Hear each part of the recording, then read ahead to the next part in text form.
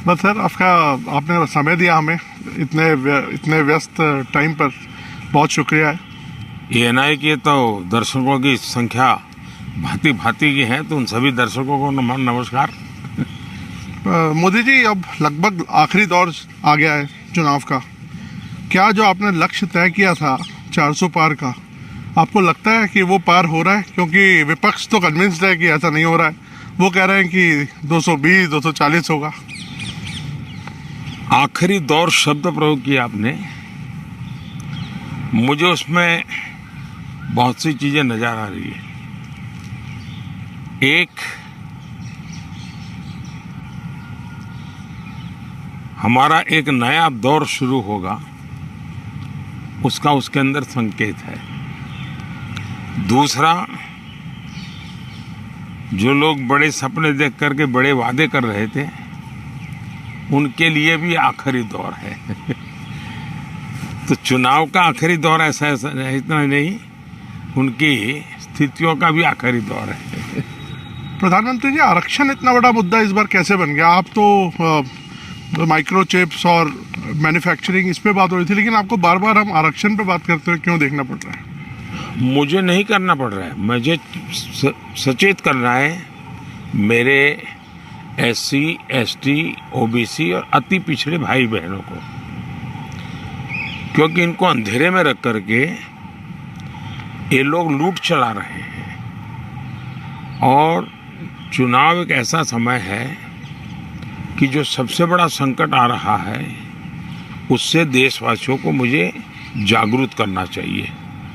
और इसलिए मैं आग्रहपूर्वक जनता जनार्दन को समझा रहा हूं, क्योंकि ये दो चीजें हो रही हैं।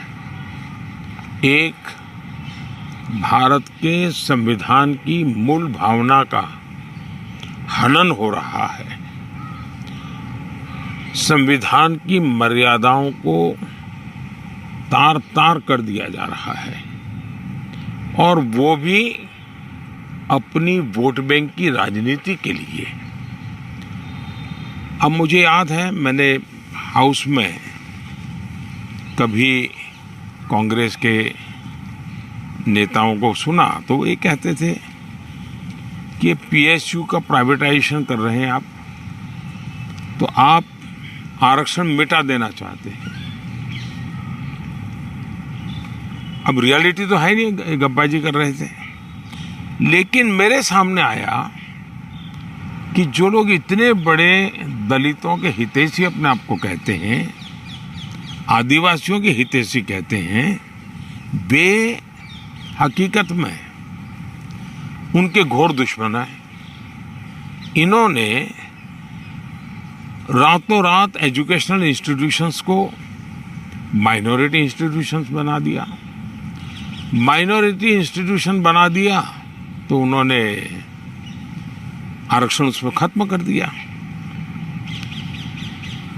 अब उनके अधिकार क्षेत्र में नहीं था, वैसा एक नियम बदल दिया उन्होंने, और यूनिवर्सिटी तक को माइनॉरिटी स्टेटस दे दिया।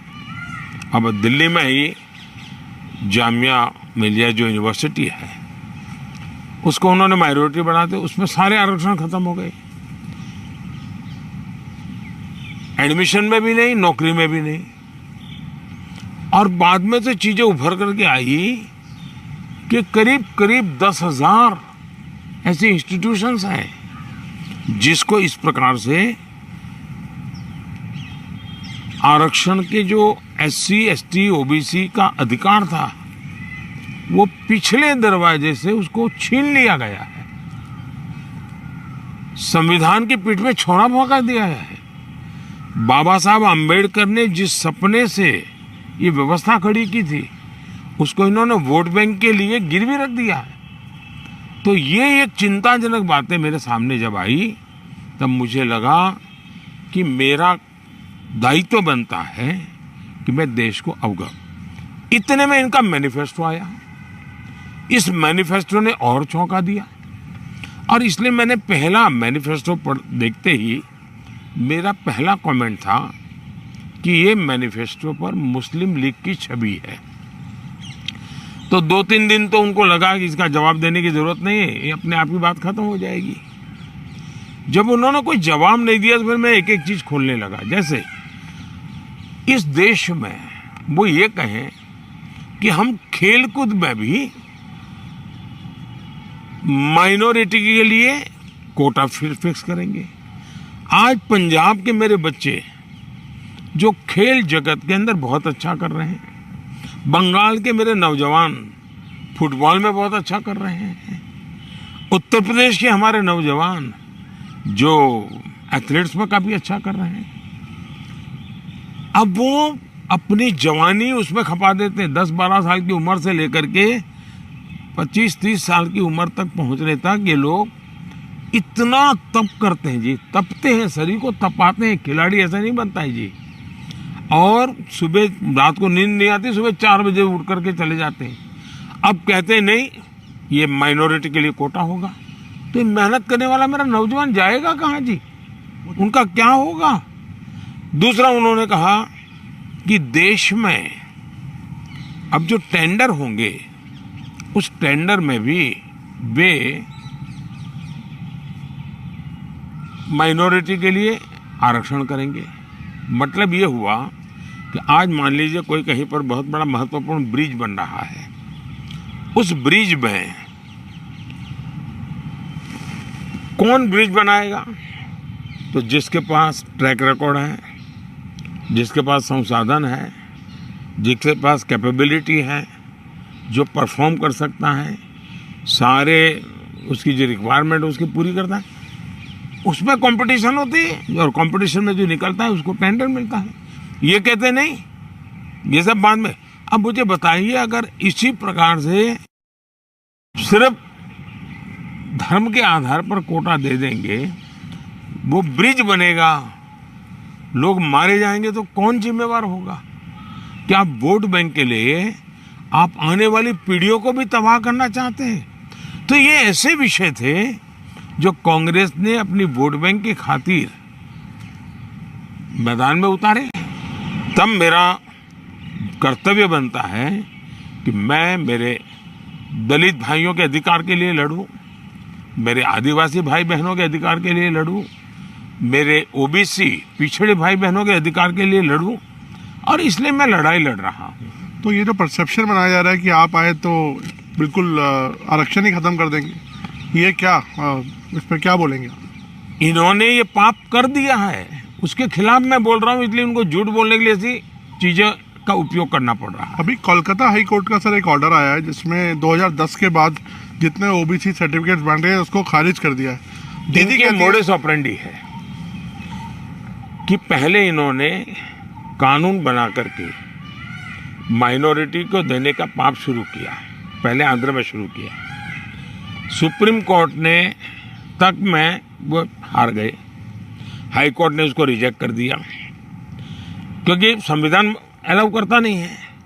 तो इन्होंने चालाकी करके पिछले दरवाजे से खेल शुरू किया, और पिछले दरवाजे से खेल शुरू करने के लिए इन लोगों ने रातों रात मुसलमान की सभी जातियों को ओबीसी बना दिया। सभी जातियों को ओबीसी बना करके जो ओबीसी का हक था वो रातों रात डाका डाल दिया, लूट लिया। और इसके खिलाफ चुनाव की सरगर्मी चल रही है। तब हम तो बोल ही रहे थे कि भाई ये हो रहा है, कर्नाटक में हुआ है, मैंने बताया था, हम बंगाल के लिए भी बोल चुके थे। लेकिन जब हाई कोर्ट का जजमेंट आ गया तब ये साफ हो गया कि इतना बड़ा धोखा हो रहा है। लेकिन इससे भी दुर्भाग्य की बात है कि इतना बड़ा वोट बैंक की राजनीति करने के लिए वे अब इनको भी गाली दे रहे हैं, जुडिशरी को गाली दे रहे हैं, न्यायपालिका को गाली दे रहे हैं, और वो यहाँ तक कह रहे हैं कि कुछ भी हो जाए हम कोर्ट की बात मानने वाले नहीं है। ये जो स्थिति है वो किसी भी हालत में स्वीकार्य नहीं हो सकती है।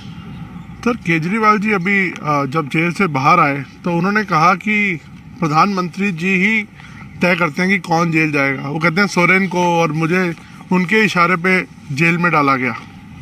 अच्छा होगा ये लोग संविधान पढ़ लें, देश के कानून नियम पढ़ लें, मुझे किसी को कुछ कहने की जरूरत नहीं है। सर इस बार चुनाव में हम देख रहे हैं कि एक पर्सनल अटैक्स बहुत हो रहे हैं, लाइक आप पर भी कई बातें बोली गई हैं, और आपकी तरफ से भी कुछ लोगों को कुछ बोला गया है, तो पर्सनल अटैक्स किस लिए इस बार? आपको लगता नहीं ये शैली नहीं होनी चाहिए चुनावों में? जहाँ तक मोदी का सवाल है, मैं तो पिछले 24 साल से गालियाँ खा करके गाली प्रूफ हो गया हूँ। मौत का सौदागर किसने कहा था? गंदी नाली का कीड़ा किसने कहा था? और मेरे यहाँ तो पार्लियामेंट में एक दिन हमारे एक साथी ने हिसाब लगाया था, 101 गालियाँ गिनाई थी। तो चुनाव या चुनाव न हो, ये लोग मानते हैं कि गालियाँ देने का हक उनका ही है, और वे हताश निराश इतने हो चुके हैं कि गालियाँ देना, अपशब्द बोलना, ये उनके शायद जहन में है, उनके स्वभाव में हो गया है। प्रधानमंत्री जी, एक आरोप विपक्ष और लगा रहा है कि ईडी, आईटी, सीबीआई इसका इस्तेमाल किया जा रहा है विरोधियों को दबाने के लिए। मेरा मीडिया को सवाल है कि विपक्ष ने आपको ये कूड़ा कचरा पकड़ा दिया, वो कूड़ा कचरा लेकर के आप हमारे पास पहुंच जाते हैं। मीडिया वाले रिसर्च करें कि भाई सरकार के लिए क्या सवाल पूछने चाहिए, प्रधानमंत्री को क्या सवाल पूछना चाहिए। जो कूड़ा कचरा फेंक रहा है उसको पूछो ना, भाई तुम ये जो कह रहे इसका सबूत क्या है, कानून नियम क्या है, उसको पूछो ना। उसकी आपकी हिम्मत नहीं है। लेकिन वो जो कूड़ा कचरा फेंकते हैं, वो कूड़ा कचरा लेकर के आप मेरे यहाँ आते हैं। ये ठीक है कि मैं रिसाइकल के मानता हूँ, तो मैं इस कूड़े कचरे का रिसाइकल करके उसको खाद में परिवर्तित कर दूंगा और उसमें से देश के लिए कुछ न कुछ अच्छी चीज़ें पैदा कर दूंगा, इसलिए वो तो मैं करूंगा। लेकिन सरकार क्या करती है? आज गांव के सरपंच को चेकबुक पर सही करने का अधिकार होता है, देश के प्रधानमंत्री को नहीं है। ये इतना नॉलेज नहीं है इन लोगों को। देश के प्रधानमंत्री के पास इस प्रकार का कोई अधिकार नहीं होता है। मोदी सरकार का मैंडेट क्या है? मोदी सरकार ने अपने अफसरों को कहा है कि मेरी सरकार करप्शन के विषय में जीरो टॉलरेंस। अब ये दफ्तर के अंदर बैठे हुए लोगों का काम है कि उसको लागू करें। और सचमुच में तो किसी जमाने में 10 साल में मनमोहन सिंह जी की सरकार थी, 34 लाख रुपया पकड़े गए थे। 34 लाख रुपया मतलब एक स्कूल बैग में आप आ जाए। वर्तमान में ईडी ने 10 साल में 2200 करोड़ रुपया पकड़ा है। ये तो टीवी पर दिखता है, ये तो कोई झूठबाजी हो नहीं सकती है। अब जो 2200 करोड़ देश को वापस लाया है, ये उसका सम्मान होना चाहिए, उसको गाली गलौज होना चाहिए। तो गाली गलौज कौन करता है? जिसका पैसा गया है वो गाली गलौज कर रहा है। 2200 करोड़ जिसके जेब में से गया है, जिसने चोरी कर करके इकट्ठा किया था, वो पकड़ा गया, वो चिल्ला रहा है। इसका मतलब ये जो चोर पकड़े जा रहे हैं, इसमें जिसकी भागीदारी होगी वो चिल्लाएगा। मुझे थोड़े से अलग मुद्दे पर आते हैं। कश्मीर में हम इस बार देख रहे हैं रिकॉर्ड वोटिंग हो रही है। ऐसे ऐसे इलाकों में रिकॉर्ड तोड़ वोटिंग हो रही है जहां पर ऐसा सोचा नहीं जा सकता था। इस पर आपका क्या आंकलन है, आप कैसे देखते हैं? पहले तो मैं चाहूँगा कि कश्मीर की जो स्थिति बदली है उसके संदर्भ में सबसे तो पहले मैं मेरे देश के न्याय तंत्र को प्रार्थना करना चाहता हूँ कि अगर सरकार किसी काम को करने के लिए उसका एक डिजाइन होती है, उसकी एक स्ट्रेटेजी होती है। ऐसी समस्याओं के समाधान के लिए उस स्ट्रेटेजी के तहत काम करना होता था। अब उसके लिए कभी मुझे इंटरनेट बंद करना पड़ा, कोई एनजीओ कोर्ट चला गया और वो बड़ा कोर्ट के अंदर बड़ा इश्यू बन गया। आज समझिए कि भले मैंने कुछ समय के लिए इंटरनेट बंद किया था, लेकिन आज बड़े गर्व के साथ वहाँ के बच्चे कहते हैं कि 5 साल से इंटरनेट बंद नहीं हुआ है, 5 साल से हमें सब सुविधाएं मिल रही है। कुछ दिन तकलीफ हुई, लेकिन अच्छे काम के लिए हुई थी। अब वो अदालत के अंदर जब विवादों में चढ़ जाता है, तब चीज़ें गड़बड़ा जाती है। तो ऐसे जो एनजीओ हैं जिन्होंने अदालतों के भरोसे लड़ाई लड़ना शुरू किया है, एक तो देश को उनसे बचाना बहुत ज़रूरी है। दूसरा, वहाँ का सामान्य मानवी जब मतदान करता है ना, तब वो सिर्फ किसी को जिताता ऐसा नहीं है जी। मतदान करता है मतलब भारत के संविधान को गले लगाता है। मतदान करता है तब भारत की सरकार बनाने में वो गर्व के साथ भागीदारी करता है। मतदान करता है मतलब कि भारत के सार्वभौमत्व के प्रति अपना समर्पण व्यक्त करता है। दूसरा, उनको विश्वास हुआ कि ये सरकार ऐसी है कि जहां फेयरनेस है, हम भरोसा कर सकते हैं कि ये सही होगा। और जब उसको ये विश्वास हो जाता है कि ये कोई हेरा फेरी नहीं हो रही है, तो वो पक्का वोट करने के लिए उत्साह से आता है। और उसका परिणाम है कि आज मतदान यानी 40-40 साल के रिकॉर्ड टूट चुके हैं। मेरे लिए बहुत सबसे बड़ी संतोष की बात है कि मेरे कश्मीर के मेरे भाई बहन, मेरे परिवारजन उमंग और उत्साह के साथ मतदान के लिए आगे आए। उन्होंने मतदान करके दुनिया को एक मैसेज दे दिया है। जो लोग आशंकाएं करते थे उनको एक मैसेज दे दिया है। सर, ये क्या विंडिकेशन है 370 को जो आपने हटाया, इससे क्या लगता है कि आपका ये विंडिकेशन है कि जिस तरह से अब 370 ये सिर्फ ये 5-4 परिवारों का ही एजेंडा था जी। ये न कश्मीर की जनता का एजेंडा था, न देश के लोगों का एजेंडा था। ये अपने फायदे के लिए ये 370 की ऐसी एक दीवार बना के बैठे थे ताकि कोई झोंक न पाए।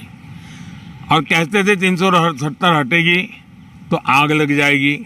वो कहते थे 370 हटेगी तो कश्मीर चला जाएगा। आज ये सत्य हो गया कि 370 हटने के बाद ज़्यादा एकता की अनुभूति हो रही है। कश्मीर के लोगों का अपनापन ज़्यादा बढ़ रहा है और इसलिए इसका सीधा परिणाम चुनावों में भी दिखाई देता है, टूरिज्म में दिखाई दे रहा है। G20 समिट वहाँ होती है, बड़े शान से कश्मीर ने उनका स्वागत किया पूरी दुनिया का। और इसलिए ये कैसे झूठी दीवारें खड़ी कर करके देश को टुकड़ों में देखा गया, इसका ये उदाहरण है और उसको मैंने ध्वस्त किया है। सर, वेल्थ क्रिएटर्स को लेके भी बातचीत, एक नैरेटिव आता है कि कभी राहुल गांधी जी बोलते हैं कि आप कुछ परिवार को आप बढ़ा रहे हैं, अभी आपने हाल में उनको बोला। तो क्या लगता है कि देश में जो वेल्थ क्रिएटर्स हैं उनको ही उन पर राजनीति होनी चाहिए? मैं फिर कहता हूँ, जो लोग ये कूड़ा कचरा फेंक रहे हैं उनको पूछो ये तुम कहाँ से लाए हो, उनसे बात करो भाई। आप उनसे तो कुछ पूछते नहीं हो। और इसलिए मैं समझता हूँ कि ये चर्चाएं उनके साथ करें तो ज़्यादा अच्छा होगा। सर, उड़ीसा में अभी चुनाव होने हैं अभी हाल में, उधर आपकी देखा जाए तो काफ़ी अच्छे संबंध थे नवीन पटनायक जी के साथ। उन्होंने कई मुद्दों पर आपको सपोर्ट किया। अब आप लोगों का अलायंस नहीं है और आपस में एक दूसरे से लड़ रहे हैं, किस तरह से आप देखते हैं? हिंदुस्तान के सभी राजनीतिक दलों के नेताओं के साथ हमारे संबंध अच्छे ही हैं और लोकतंत्र में हमारी दुश्मनी नहीं होती है, संबंध अच्छे होने ही चाहिए। अब सवाल ये है कि मैं मेरे संबंधों को संभालूं कि उड़ीसा के भाग्य की चिंता करूं। तब मैंने रास्ता चुना कि मैं उड़ीसा के उज्जवल भविष्य के लिए अपने आप को खपा दूंगा। उसके लिए मेरे संबंधों को मुझे अगर बलि चढ़ाना पड़ेगा तो मैं उड़ीसा की भलाई के लिए बलि चढ़ाऊंगा और चुनाव के बाद मैं कन्विंस करूंगा हर एक को कि भाई मुझे किसी की दुश्मनी नहीं है। लेकिन 25 साल से उड़ीसा में प्रगति नहीं हो और सबसे बड़ी चिंता ऐसी है कि कुछ एक ऐसी टोली है जिसने पूरे उड़ीसा की व्यवस्था को कब्जा कर लिया है। ऐसा लगता है पूरी व्यवस्था को बंधक बना दिया है। और जब इतना बंधक बना दिया है तो बहुत स्वाभाविक है कि उड़ीसा अगर उस बंधनों से बाहर आएगा तो उड़ीसा खिलेगा। उड़ीसा की अस्मिता का सवाल है। इतने प्राकृतिक संसाधन है उड़ीसा के पास, एक समृद्ध राज्य के गरीब लोग देख करके दुख होता है। हिंदुस्तान के समृद्ध राज्यों में उड़ीसा है, इतनी प्राकृतिक संपदा है और हिंदुस्तान के गरीब लोगों के राज्य में भी उड़ीसा है। तो इसके लिए सरकार जिम्मेवार है और इसलिए उड़ीसा के लोगों का उनका हक मिलना चाहिए। उड़ीसा को उसकी अस्मिता मिलनी चाहिए। उड़ीसा का भाग्य बदलने वाला है, सरकार बदल रही है। मैंने कहा है कि उड़ीसा की वर्तमान सरकार की एक्सपायरी डेट 4 जून है और 10 जून को बीजेपी का मुख्यमंत्री उड़ीसा में शपथ लेगा। मोदी जी, बंगाल में भी ताबड़तोड़ एक टक्कर की लड़ाई चल रही है। आपके भी बहुत कैंपेनिंग वहाँ पे आपने की है और अभी आप शायद फिर जाने वाले हैं बंगाल। क्या लगता है आपके प्रोस्पेक्ट्स कैसे रहेंगे बंगाल में? एक तो मुझे लगता है कि एनआई के जो फुट सोल्जर्स हैं, एक बार उनको वेरीफाई कर देना चाहिए कि वो कहाँ से रिपोर्टिंग आपको भेजते हैं। बंगाल के चुनाव में टीएमसी पार्टी अस्तित्व की लड़ाई लड़ रही है।